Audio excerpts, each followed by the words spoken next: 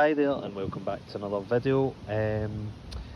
Just thought I'd make a wee video about the cheapest V8 manual in the UK that I have just purchased. I don't believe anyone will have bought a cheaper V8 manual, that's the key word here. Possibly autos, there would be cheaper V8 autos, but cheapest V8 manual, and it is this gorgeous, Audi S4.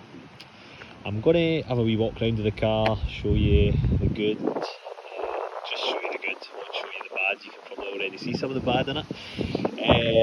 I'll make a separate video about the bad, but I just recently purchased this, and at the end of the video I'll tell you how much I paid for it. So it is a 2004 Audi S4, and yeah, it's blue-ish.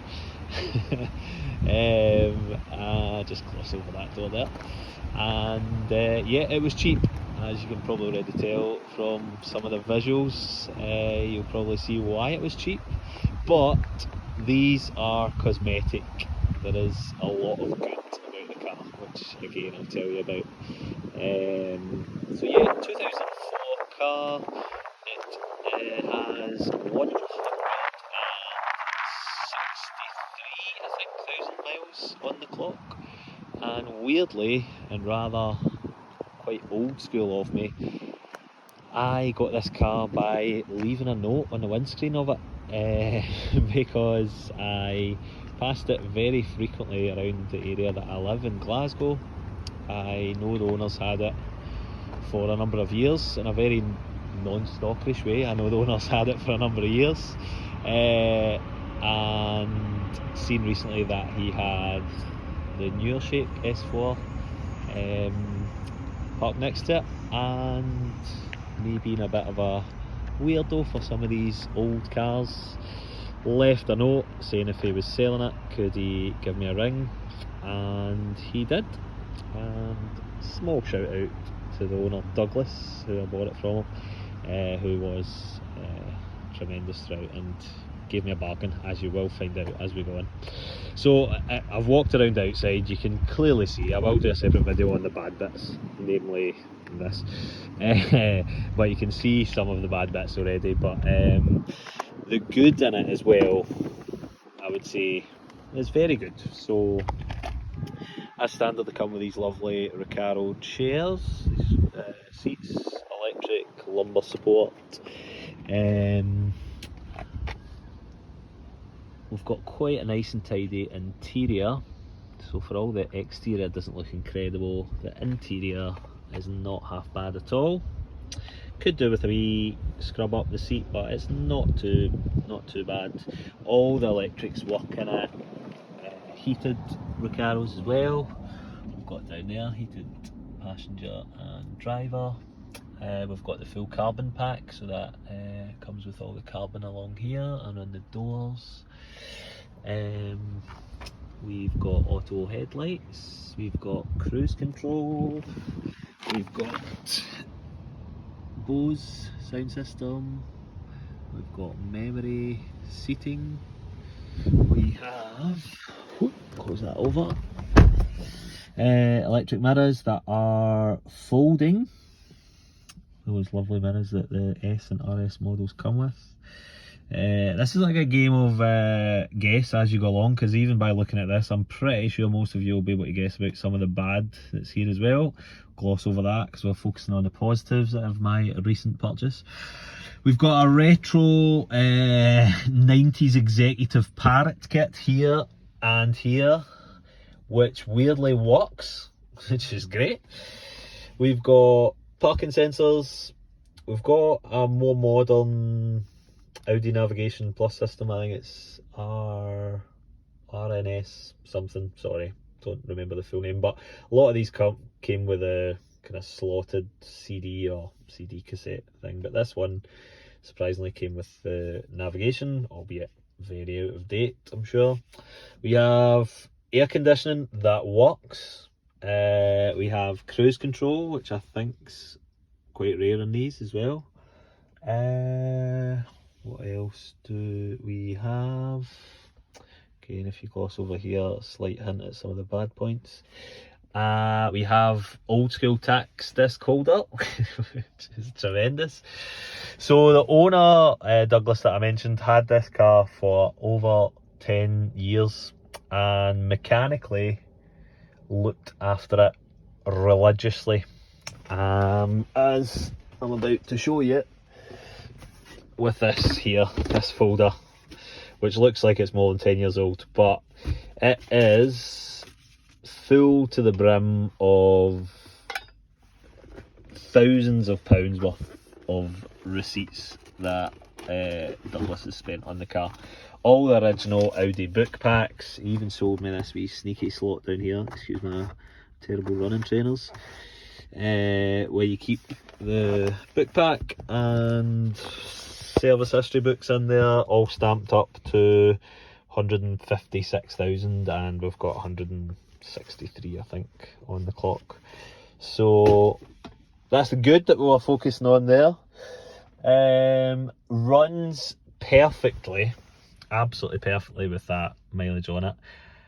Completely standard, other than a full Miltech exhaust that it has on it.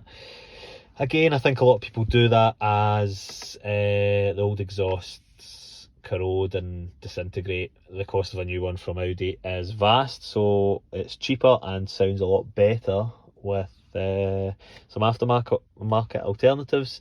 It's not hugely loud, but it opens up the kind of V8 sound a wee bit more and sounds great. So that's another bonus there. Speaker for your Parrot, tremendous. Retro working sunroof, sort of twist job here. Sunroof opens, which is great. No leaks from the sunroof at all. Recaro seating in the back with the armrest and the ski hatch. Yeah, cool car. 2 keys, very rare in a car of this age, I'm sure. 2 flip keys. I'll load it up and let you hear it if you can.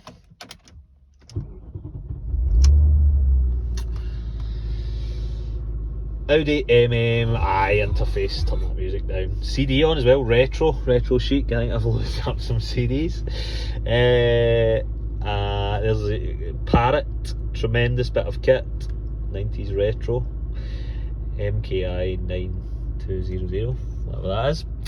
And can we get that focus there? 163,774 mileage wise, and no errors in the dashboard. Again, sorry, that's not focusing very good. 95 miles range in the clock, which goes down quickly as you'd imagine in a 4.2 V8. Yeah, it's cool. It's a cool car. I like it a lot.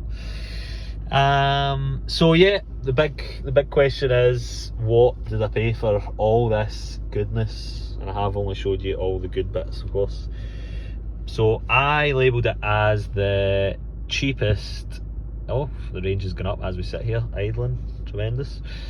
I labelled it as the cheapest V8 manual in the UK, which I challenge anyone to beat that, but I know someone probably will, but I believe it's the cheapest V8 manual, which is the key word here, in the UK. And thanks to Douglas, the previous owner, very nice, kind gentleman, I paid £1,800 for this 4-wheel drive V8 Audi S4. Which I think is very cheap, and I will go into why it was very cheap in another video, which I'll make very soon. I might even make it here and post it a week later, the way most YouTubers probably do. So yeah, paid £1,800 from Douglas. I thank him a lot for that. He did strike me a very good deal, because it does need a few bits and bobs.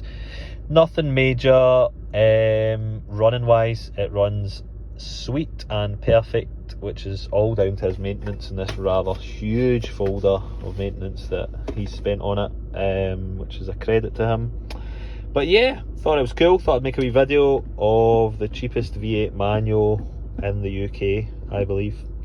So like and subscribe. I've got a few other videos up there, a lot of how-to ones, but I tend to like kind of quirky, weird cars, big engined, daft cars. So I'll make another few videos on this.